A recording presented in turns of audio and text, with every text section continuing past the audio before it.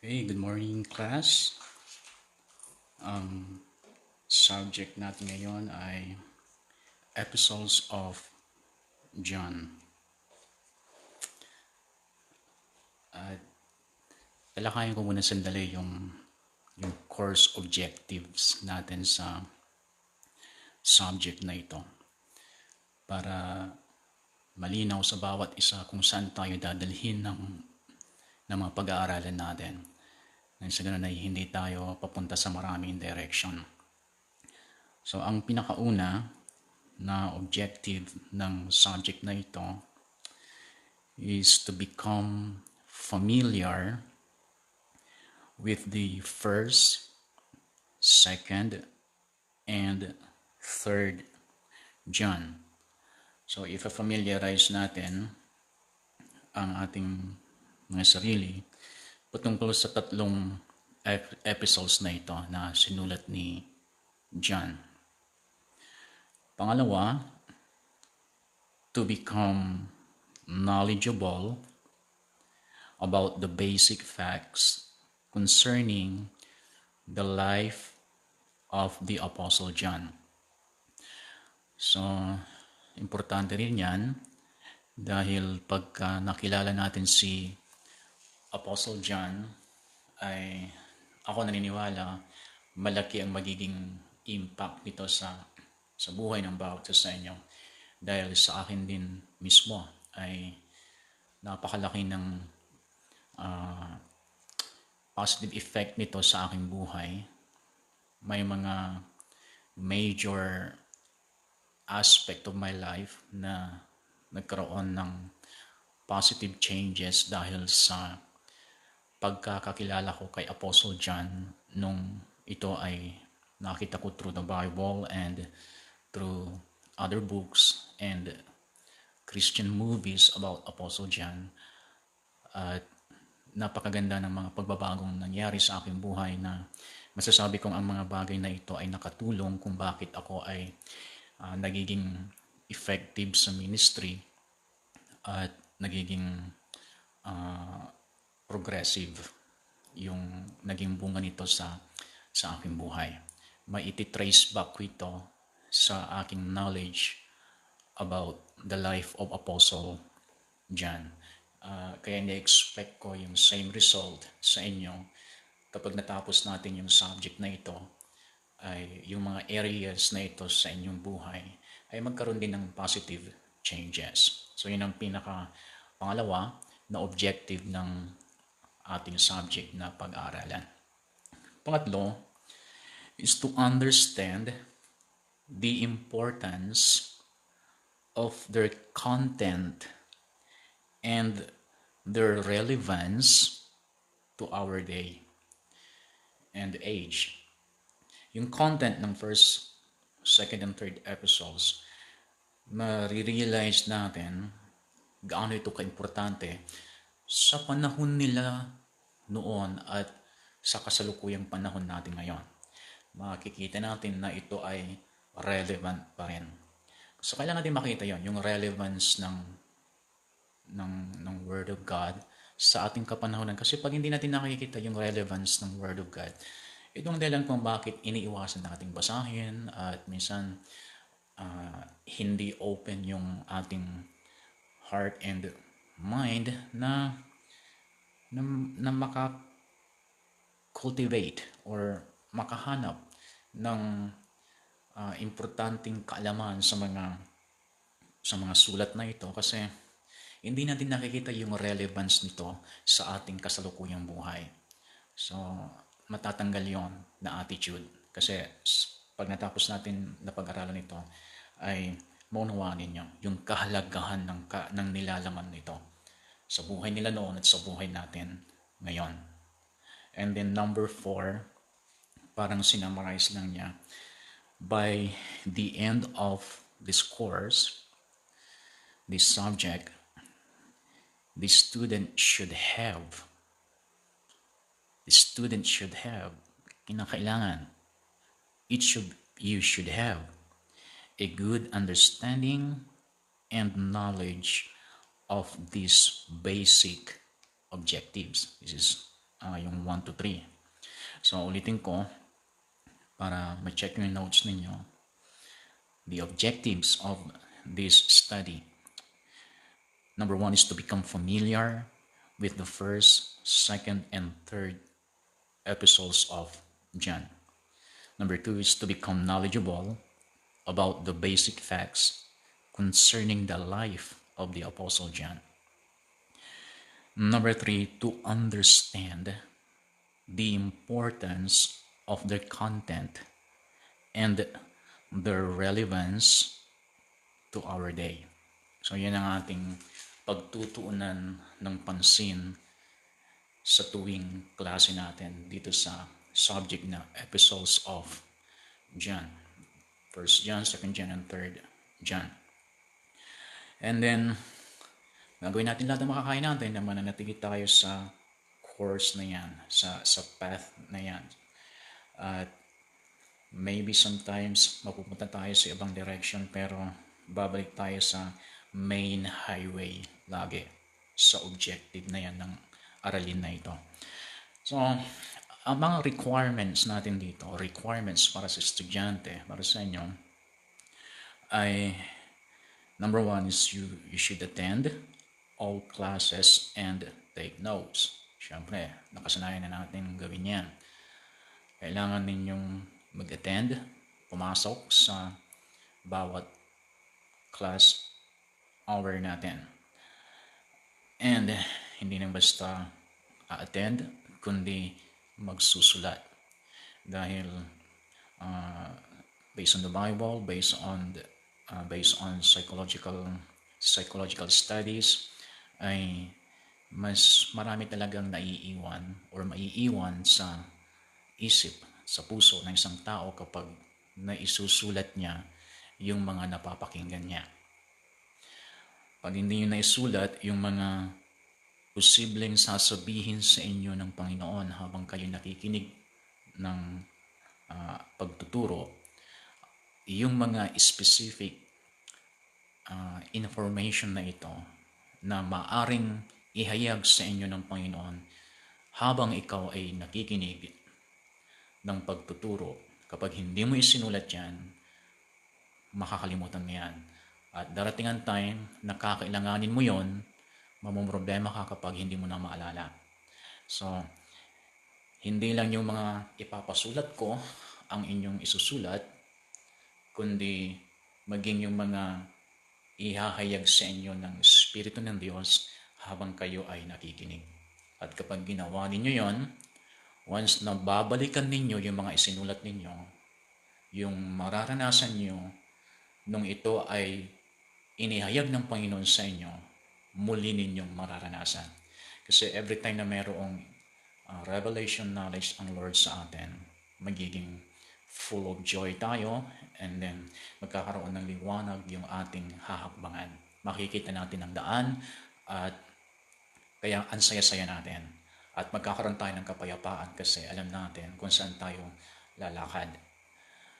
Kaya napaka-importante na ang mga revelation knowledge na ito na ihahayag ng Lord sa inyo habang kayo nakikinig ay maisulat ninyo para mayroon kayong babalik-balikan. At kapag dumating ang time ng discouragement, babalik lang kayo doon sa isinulat ninyo na ang Espiritu ng Diyos ang siyang naghayag sa inyo. Babalik muli yung lakas ninyo kapag ginawa nyo yan.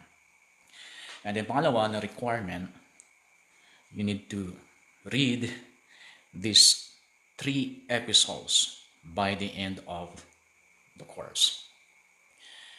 Magiging reading assignment ninyo yung 1 John, 2 John, at 3 John. At mas maganda kung before your final exam ay natapos na ninyo. Para at least makatulong sa pag-review ninyo dahil hango naman lahat doon yung mga magiging exam ninyo. So yun ang pangalawang requirement. You need to read these 3 books in the Bible. This is 1st, 2nd, and 3rd epistles of John. And the number 3 requirement is you need to take a midterm exam. Siyempre, meron tayong midterm exam. Meron itong 20 to 25 questions or more. Depende sa dami ng inyong dami ng maituturo sa inyo. And final exam, syempre, ganun din 20 to 25 questions or more. At baka na ngayon ay hindi ako magpapa-exam ng true or false. So, papalitan natin yung question. Challenge naman kayo na mag-aral. At mag-iba yung kasi nakarecord na sa isip niya is about true or false. Alam niyo na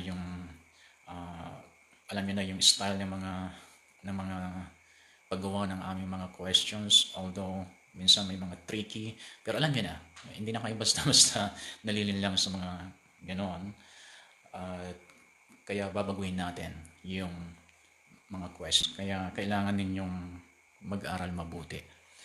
At para sa akin, kailangan nyo mag-aral mabuti sa mga subjects na ito dahil meron itong pangmatagalang epekto sa buhay ninyo. So, yun ang mga requirements. Attend all classes and take notes.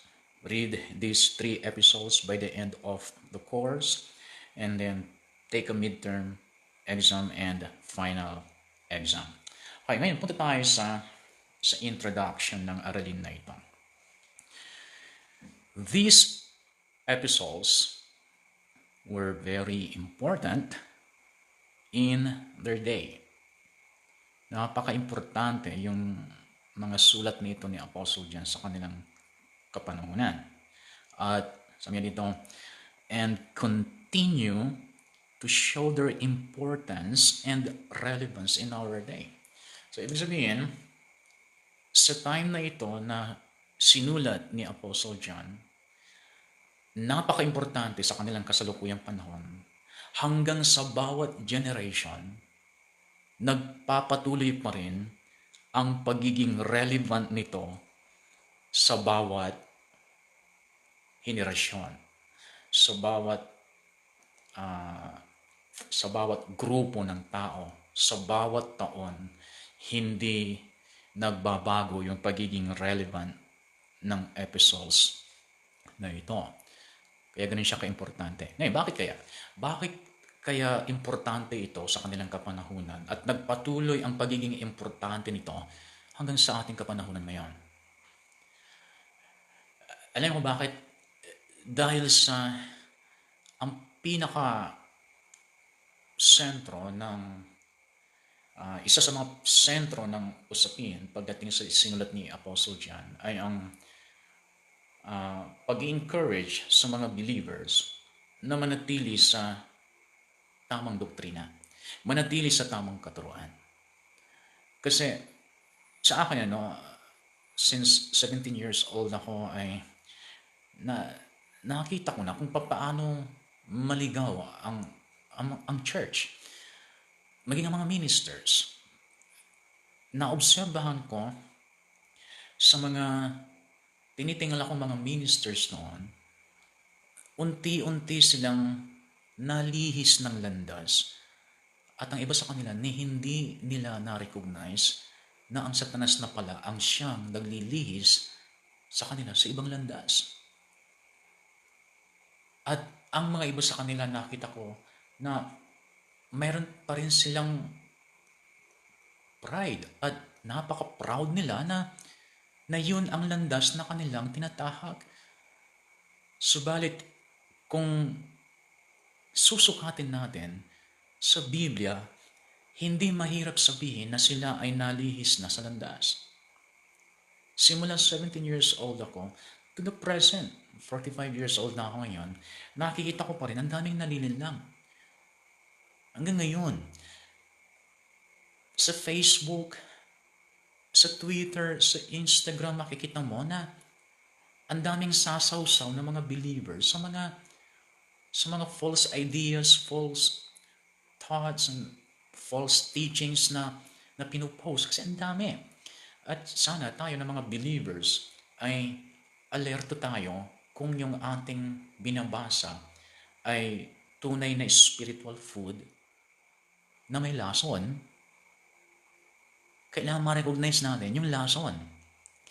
Kasi, alam niyo, kung kayo po ay, kung plano niyong lasunin yung mga daga, then napapansin niyo, halimbawa, maraming daga sa loob ng bahay ninyo, then gusto niyo silang lasunin, hindi po ninyo sila malalason sa pamagitan ng yung purong lason mismo ang siyang ilalagay nyo doon sa kanilang mga daanan or sa kanilang mga laging pinupuntahan. Hindi mangyayari yon. Pero kapag yung lason, ano ba, ginagawa namin dito yan minsan, yung lason, ilalagay namin sa mga junk foods na ang flavor niya ay cheese. Ay gustong gusto nila kahit may lason. Hindi na nila naaalintana yung lason kasi gustong gusto nila yung pagkain. Alam po ninyo minsan, or madalas, ganun ang nangyayari sa mga believers. Kasi uhaw talaga ang tao sa salita ng Diyos. Kahit gaano katigas ang puso ng isang tao, uhaw yan, gutom yan sa salita ng Diyos. Minsan hindi pinapansin yan, pero sa totoo lang yung kanyang kaluluwa, sumisigaw yan ng pagkain. Ang kanyang espiritu, nangangailangan yan ng Word of God. Kaya nga, andaling ma-attract ang mga tao once na may nagpipreach ng Word of God. Ngayon, kung ang Satanas, plano niya tayong lasunin. Plano niyang lasunin yung ating spiritual life. Hindi niya ibibigay sa atin ng direkta yung mga maling katuruan. Idadaan niya yan sa Biblia. Idadaan niya yan sa mga scripture verse. Mga scripture verses na paborito natin. At kapag ito ay naging na-attract tayo sa mga scripture verses na ito, minsan hindi na natin napapansin na meron palang halong lason doon sa kanilang mga itinuturo. So sana hindi natin gayahin yung mga daga na hindi na napapansin may lason dahil nakatutok sila doon sa kanilang kinakain. Na maging mapagmatsyag tayo, maging alerto tayo, mapanuri tayo pagdating sa pakikinig ng salita ng Diyos, pagdating sa pakikinig ng pangangaral, at pagdating sa pagbabasa ng mga babasahin. Huwag kayong lunok lang ng lunok. Nakikinig kayo sa pangangaral, sige, tanggap lang ng tanggap. Na nagbabasa kayo ng babasahin, lunok na kayo ng lunok, tinatanggap yung binabasa. Hindi po masama na maging mapanuri tayo. Hindi masama na sinisiguro natin na yung binabasa nating hinayaan nating makapasok sa ating kaloob-looban ay talagang tamang impormasyon. Kaya nga itong during pandemic ay ang dami mga nagtatanong sa akin dahil marami silang nakikitang post sa Facebook about sa 666, the mark of the beast. Halata na pero may mga nagtatanong talaga na gusto nilang nasa side sila ng katotohanan. Pero may mga nagtatanong talaga na talagang hindi nila alam kasi kaya tinatanong. At may mga iba na nagtatanong para i-challenge ka lang. Para patunayan na sila yung tama. At ako ay ngumingiti na lang sa mga nadi-discern ko na mga nagtatanong sa akin. Yung mga church members ay okay yan dahil kilala ko naman yung mga church members. Alam kong karamihan sa kanila hindi sila basta-basta kakain yan na hindi sila sigurado. Kaya magtatanong yan sa akin. Pero marami, yung mga believers sa panahon ngayon, lalo na sa mga hindi committed sa home church. Kasi pag hindi ka committed sa home church, ikaw yung pinakaunang target ng Satanas. Kasi wala ka sa flock, wala ka sa support ng ibang kapatiran. Kaya yung mga hindi committed sa home church, yan ang mga pinakaunang target ng Satanas. Kaya ang advice ko sa inyo ay maging committed kayo sa home church ninyo. Kung saang family kayo gusto ng Diyos manatili, na doon ay makaka-receive kayo ng support at doon ay magagamit kayo bilang suporta sa iba, ay manatili kayo doon. Huwag kayong maghanap ng perfect church dahil wala. Kung meron kayong mahanap, ang advice ko, huwag kayong sumama sa perfect church na yon. Kasi oras na sumama kayo sa perfect church na yon, then that's the time na hindi na perfect yon kasi nandun ka na. Char. So these episodes were very important in their day and continue to show their importance and relevance in our day. To study them, or yung question kanina na binwrote out ko, bakit importante sa kanilang panahon at sa panahon natin? Kasi yung pag-address sa spiritual need ng mga believers dahil under attack lagi ang ating spiritual life through false doctrines. Noon may false doctrines, in-address ito ni John, kaya importante ito sa kanilang kapanahunan.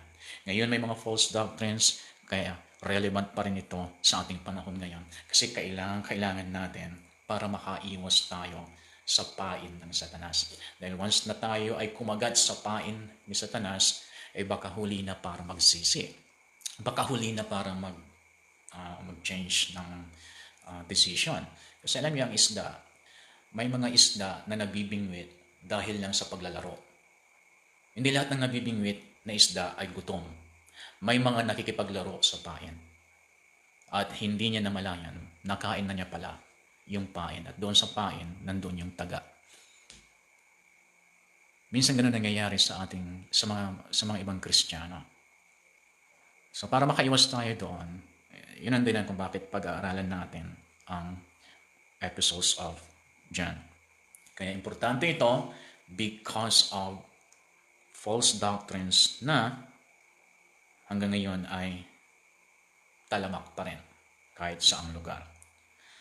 To study them, the episodes, is to not only understand the dangers. Okay, may danger but not only the dangers, no? Pero may dangers talaga. May panganib talaga ang false doctrines. Ang katunayan diyan, malaki ang panganib. Malaking panganib ang false doctrines dahil pansin ko lang sa mga nalinlang na mga tao ng false doctrines, ang yayabang nila. Sobrang ang yayabang. So, makikita mo na magre-reflect sa kanilang pagkatao yung ugali ng pinagmulan ng false doctrines. Siyempre, pinagmulan ng false doctrines si Satanas. Gumamit lang siya ng tao. Then doon sa tao, dumaloy ang kanyang character. And then doon sa mga tumanggap ng false doctrines na ito, nagre-reflect na rin sa kanila yung kung saan galing yung false doctrines. Kaya kung sino man yung tao na maling doktrina yung kanyang hawak-hawak, hindi mahirap i-discern. Madali lang kasi mayabang. Mayabang sila, akala mo sila lang totoo. Pag sila magsalita, akala nila sila lang yung nakakaalam ng Biblia. Akala mo sila lang yung makakapunta sa langit. Akala mo sila lang yung grupo na mahal ng Panginoon at hindi mahal ng Panginoon ng ibang grupo. Ganun sila magsalita. So sa mga estudyante, kayo mga nakikinig, alam nyo kaagad kung anong klaseng doktrina ang pinanghawakan ninyo dahil sa character na dinidisplay ninyo. Dahil ako naniniwala kapag tamang doktrina ang iyong hawak-hawak, yung character mo maayos. Paniwala ako dyan.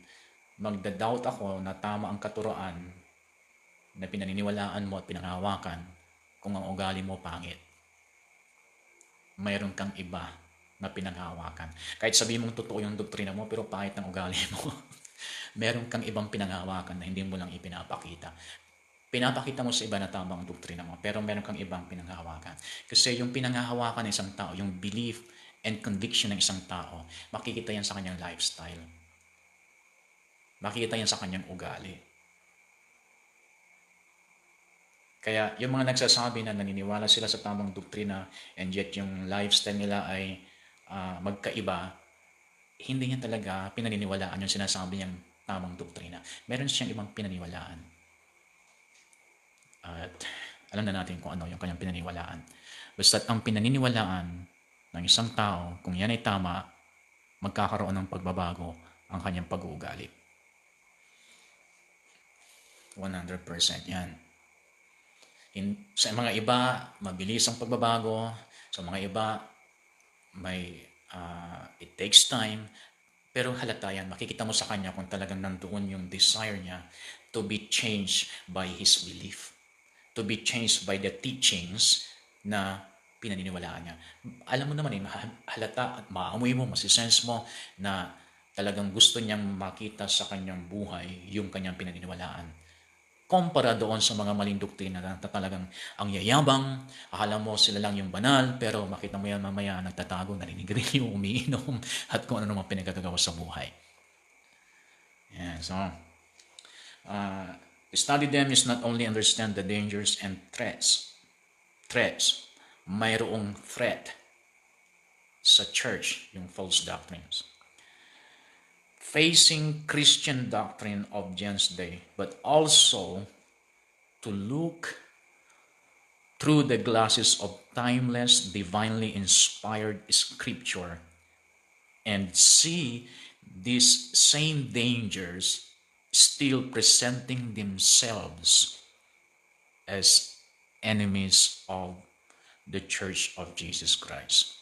So, yung mga false teachers na ito, false ministers, false apostles, false prophets na nagtuturo ng false doctrines, sila ay kino-consider natin as enemies of the true Church of Jesus Christ. Kasi bakit natin sinabing enemies? Kasi ang resulta lagi sa church, once na hayaang pumasok ang false doctrines, nagkakaroon ng division sa church. Nagkakaroon ng strife sa church. Nagkakaroon ng hindi pagkakaunawaan. Nagkakaroon ng disunity. Nawawala yung harmony sa isang church once na pumasok ang false doctrines. Kaya nung ako ay binata pa lang, naobserbahan ko yan. Ang daming mga churches, dito mismo sa Pangasinan, ang daming mga churches, nung pinapasok nila yung false doctrines, nagkaroon ng division.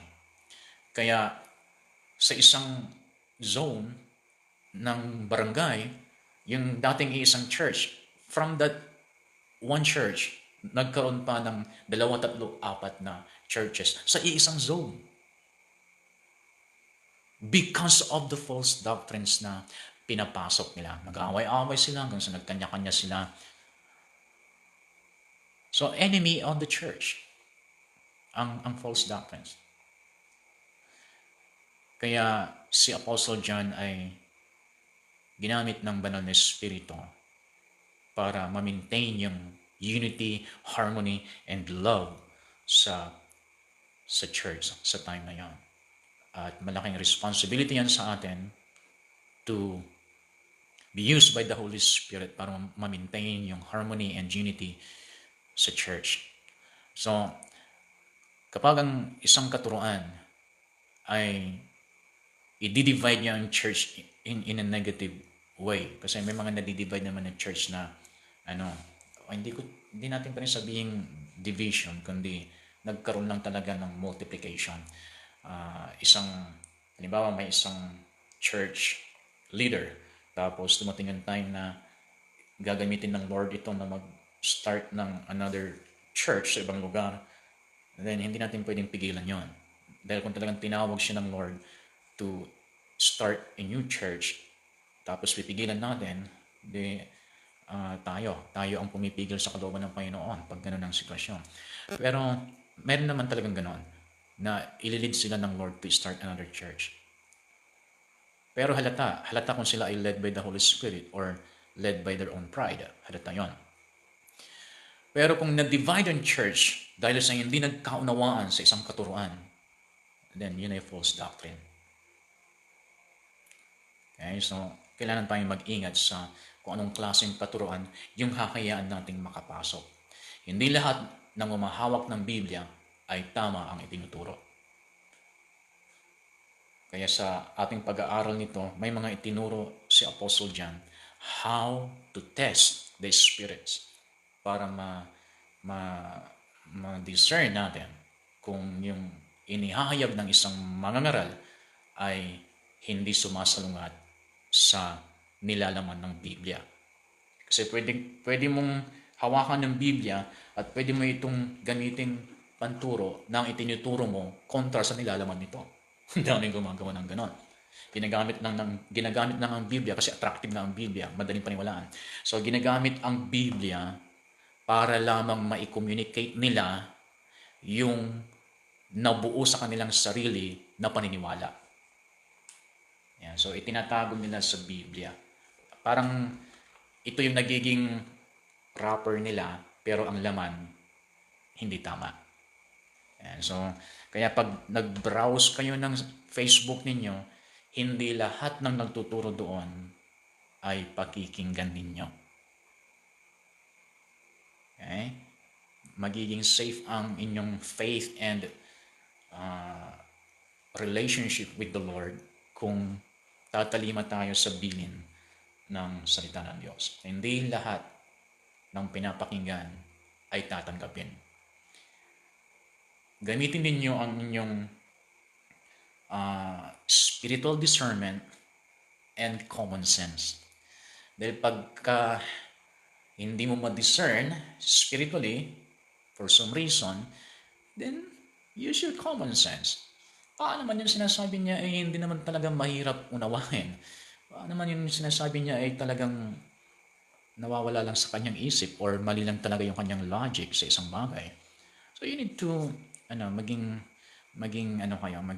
sharp kayong mag-isip sa bawat sentence nilang pinapakawalan. And then tingnan niyo yung style ng nangangaral kasi magre-reflect sa kanyang katauhan, sa kanyang estilo, kung anong klaseng espiritu ang nagmo-motivate at nag-i-inspire sa kanya. Yeah, so, ngayon, punta tayo sa the 10 basic facts about the author of Epistles of John, which is Apostle John. So, kikilalanin natin ngayon sino si Apostle John. Okay? Para pag nagbasa kayo sa mga iba pang books sa Bible, lalo na sa 4 Gospels, the 4 Gospels, Matthew, Mark, Luke, and John, the 4 Gospels, dahil nababanggit doon si Apostle John sa ibang pangalan.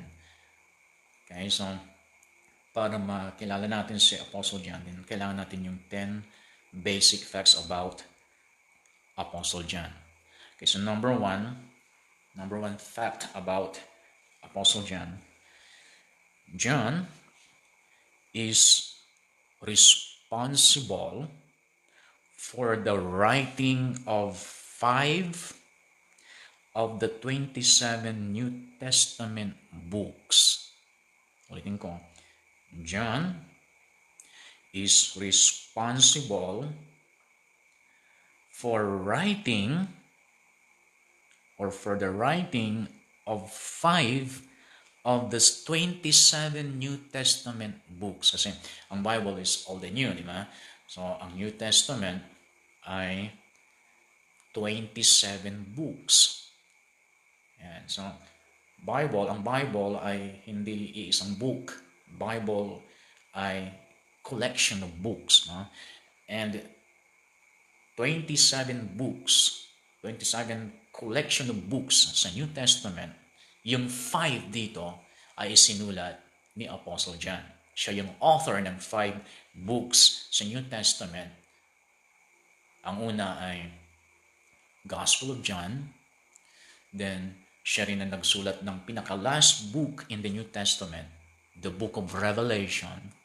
And then, siya rin yung author ng 1 John, 2 John, at 3 John. So, 5 books yung isinulat ni Apostle John. At malaking bagay yan sa church. Malaking bagay yan sa atin ngayon na mayroong 5 books na ang author ay si John at ang kanyang mga sulat ay nagbibigay ng instruction sa atin paano tayo mabuhay, paano tayo maging ready sa pagbabalik ng Panginoon at paano tayo mamuhay ng matagumpay habang naghihintay tayo sa pagbabalik ng Panginoon. So, tandaan nyo na siya ang author ng Gospel of John, Book of Revelation, and then the 1st, 2nd, and 3rd epistles. The second fact about John. John, also called John Boanerges. John Boanerges. At makikita natin yan sa Mark chapter 3 verse 17. Sa Mark 3:17. Pag nabasa niyo ang pangalan na ito, then lagay niyo sa isip niyo si John. Although sa verse na ito, dalawa sila na tinutukoy. Pero, syempre, episodes of John yung ating pinag-aralan. So, nakafocus tayo kay John.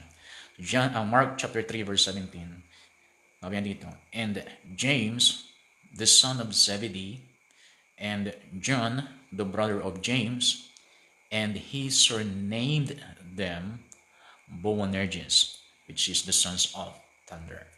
So, pag nabasa nyo yung pangalan na yon, then lagay nyo sa isip nyo si Apostle John. Tulad ng sabi ko, although dalawa sila dito, magkapatid, John and James, sila yung tinawag na Boanerges. Pero dahil sa episodes of John yung ating pinag-aaralan, so nakafocus tayo kay John. Okay, so tinawag din siya na, or kilala din siya bilang John the Apostle. John the Apostle. And then, yung tatlo na ito, yung susunod na tatlo na ito, parang isa lang ang ibig sabihin, pero may mga ibang word na ginamit. For example, si Apostle John, kilala siya bilang John the Beloved or John the Beloved. John the Beloved. So si Apostle John yan. Tinawag din siyang Beloved Disciple. Beloved Disciple.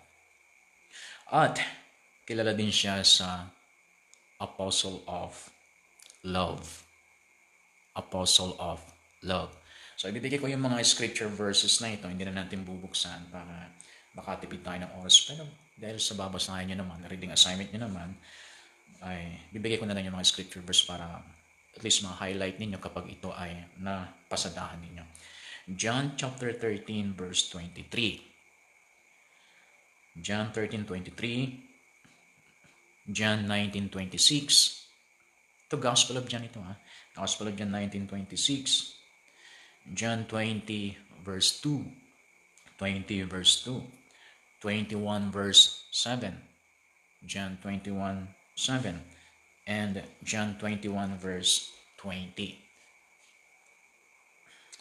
Yung mga verses na yan ay tungkol sa about John the Beloved or Beloved Disciple or the Apostle of Love. Okay, so next fact about John, the son of Zebedee and Salome. So ang tatay niya si Zebedee, ang nanay niya si Salome. So makita niyo na yan sa Mark chapter 1 verse 20, Mark 1:20, Matthew 4:21, Matthew 27:56, Mark 15:40. Mark 1:20, Matthew 4:21, Matthew 27:56, Mark 15:40. At ito, the son of Zebedee and Salome and came from a well-to-do family. Kaya nga doon sa Mark chapter 1:20, pag binasa niyo yan, iniwan nila ang kanilang tatay na si Zebedee kasama ng kanilang tatay, yung mga hired servants. Kaya si John and James ay galing sila sa mayaman na pamilya. Kasi pagka ikaw ay mahirap, hindi mo kailangan mag-hire ng employees. Pero sila may employees sila. So ibig sabihin, malakihan yung kanilang business. Hindi sila pipitsugin na mangingisda. Kaya yung thought na si Jesus Christ ay mahirap, kaya yung kanyang mga disciples ay mahirap, ay advice ko sa inyo pag-aralan yung mabuti yung sinasabi ng Bible, kung ito nga ba ay totoo o hindi. Kasi hindi naman talaga mahirap yung mga disciples ni Jesus Christ. Isa nga sa kanila ay tax collector dati, di ba?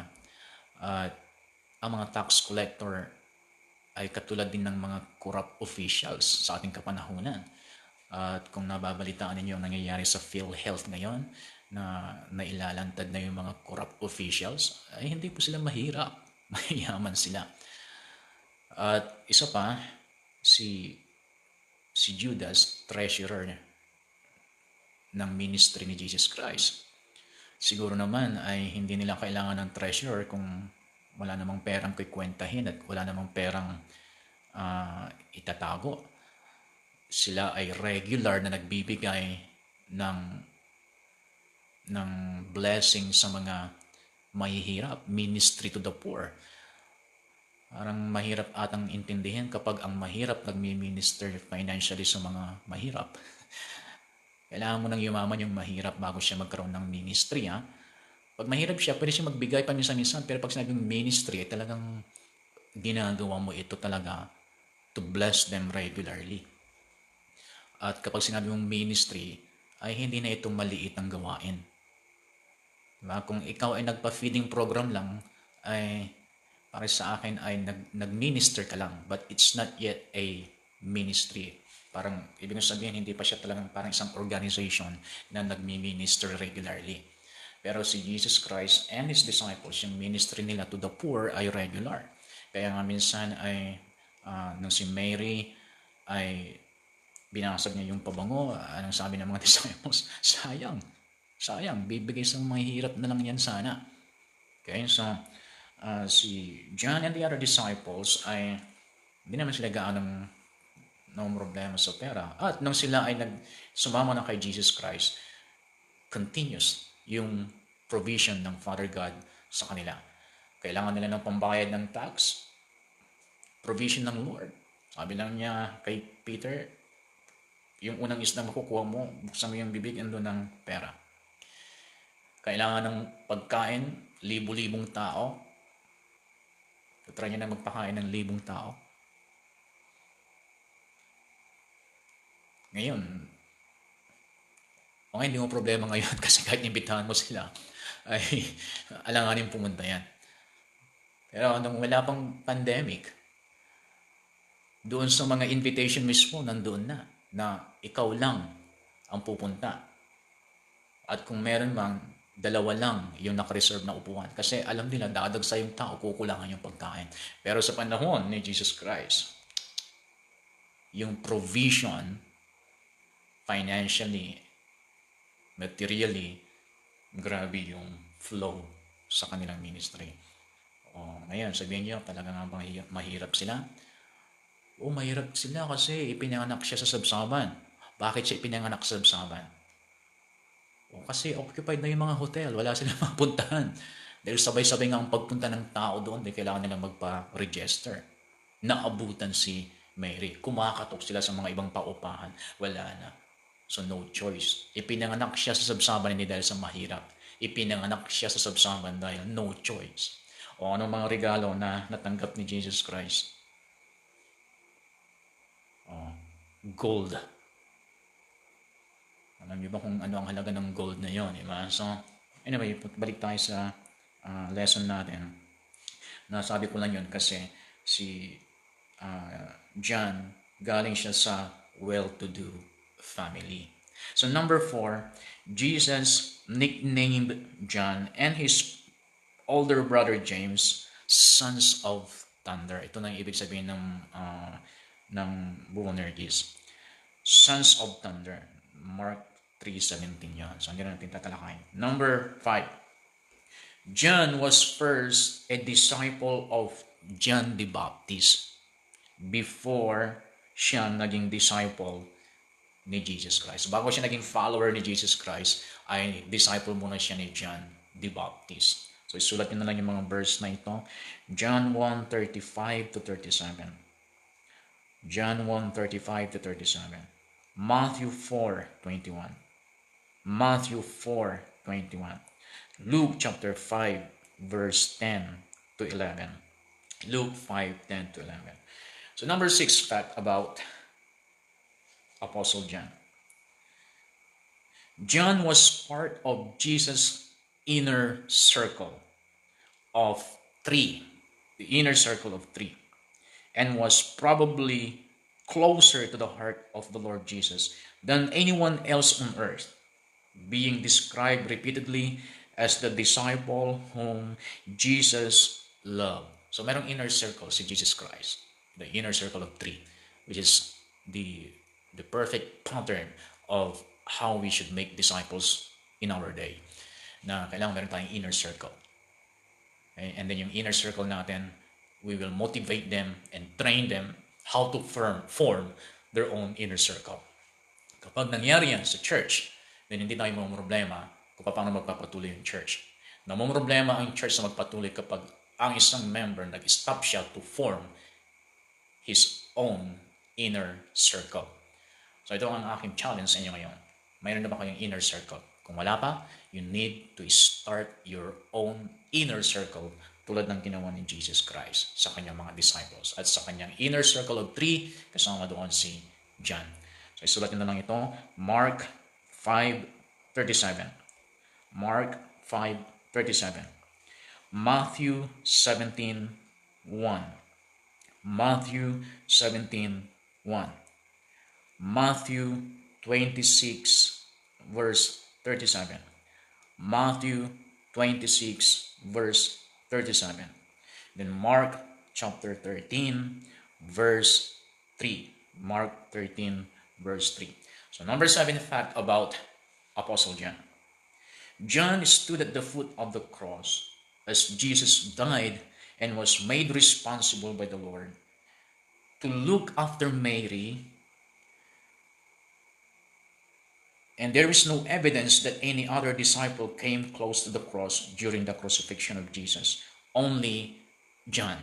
So inatasan ng ating Panginoon si John para alagaan ang kanyang nanay na si Mary dahil wala na nga si Joseph, namatay na si Joseph. Alam niyang mag-iisa na lang si Mary, hindi na niya maaasikaso kasi tatapusin na ni Jesus Christ ang kanyang mission. Kaya nga nung dinala ako nila Pastora Karen doon sa trip nila sa Greece, napunta kami sa Turkey, nandun yung Ephesus, yung Church of Ephesus, City of Ephesus, nandun yung Church of Ephesus. Yun yung church na tinutukoy sa Revelation chapter 2, and then yung mga kinausap ni Paul sa Book of Ephesians. At yung tour guide, itinuro nila sa amin yung possible site, possible location kung saan tumira si Mary and Apostle John. And tinuro din sa amin yung possible location kung saan gumagawa ng tent si Apostle Paul. And then tradition says, number 8 fact, tradition says that John brought Mary to Ephesus. John brought Mary to Ephesus, which is nagkakatugma doon sa history, traditional belief na sinishare ng tour guide. Okay? So, at saka walang ibang disciples na naging malapit sa Panginoon nang malapit na siya mamatay. Nagsilayasan sila. Only John. Grabe, no? Walang iwanan. Yan ang nasa kalooban ni John. Walang iwanan pagdating sa Panginoon. And then number 9, exiled by the Romans to the island of Patmos for a period of time after 2 attempts to kill him failed. Grabe, no? 2 times siyang gustong patayin. 2 times. Ang una, pinainom siya ng lason. Nilagay sa golden cup, the chalice, at hindi niya alam na, nung pinapanood ko yung movie, hindi ko matandaan, pero nag-abang yung mga tao na siya bubulagta kasi nga, yung ginamit na lason doon, kahit konti lang ang iyong mainom, wala kang ligtas, mamamatay ka talaga. Pero ininom ito ni Apostle John, pero nagtaka yung mga tao kasi hindi siya namatay. Walang epekto sa kanya yung lason. And then, pangalawang attempt sa kanya ay ibinitay siya, patiwari, at nagpakulo sila ng langis. And then, siya ay inilagay doon. Una ang ulo, inilagay doon sa kumukulong langis. And then, ang mga tao, patay na to. Sa isip ng mga tao, patay na to. Pero pagkaahon sa kanya, ay buhay pa rin. Kaya siguro, hindi na lang siya papatayin, hindi na natin siya mapapatay. Excel na lang natin siya dito. At yung ini-excel nila sa Patmos, sa time na yon ay ang mga tinatapon doon, yung mga walang gaanong silbi sa lipunan, yung mga nagkukos lang ng trouble. And then doon sa lugar na yon, doon niya natanggap ang revelation. And then after later released from his exile in Patmos, he returned to Ephesus and later died in 100 AD of the natural causes of old age. Kaya mo siya lang Sa last, sabi niya, John is the only one of the 12 apostles that did not die a martyr's death. Yan ang number 10 fact. Siya lang yung apostle na hindi siya namatay na martir. Hindi siya mapatay. Alam niyo kung bakit? Dito tayo magtatapos. Kaya siya hindi mapatay nung sinasaliksik ko ito because of the three major revelation knowledge na kanyang natanggap sa Lord. Number 1 is the revelation of the agape love, the God kind of love, because of his revelation of the Zoe life of God, the God kind of life, and his revelation about God is light, that in him there is no darkness, in him there is no death. So matibay ang kanyang pagkakaunawa about the light, the life, and the love of God. And because of these three revelation, yung life of God na nasa kanyang, the everlasting life, kaya everlasting kasi hindi namamatay, the everlasting life na na-impart sa kanyang spirit, it is affecting his physical body. And the light of God that's in him, sabi ng Lord, you are the light of the world. The light that was with him, causing all the works of darkness of no effect against him. At kaya nag-flow ang effect ng life and light of God sa kanya dahil walang hadlang, walang bitterness, walang hatred, walang anger sa kanya dahil alam niya kung paano mamuhay in the God kind of love, the agape love of God. Na kahit ang kanyang mga kalaban mismo, binibless niya sila, pinapipray niya sila, hindi niya sila binabawian ng kung ano ang ginagawa sa kanya. Kaya the life is flowing, the life of God in him flowing on the outside. And the light in him ay nagliliwanag ng husto, kaya walang chance yung darkness sa kanya.